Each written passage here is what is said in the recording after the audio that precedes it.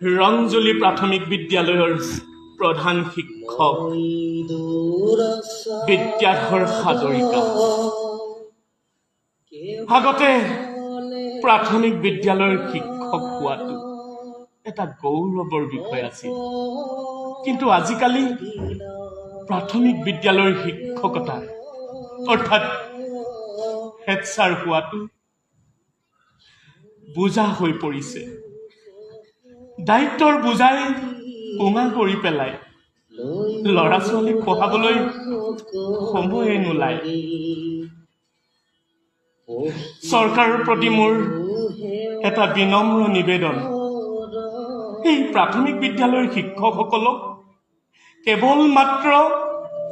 কেৱল মাত্ৰ পাঠদান কৰিবলৈ দিয়ক।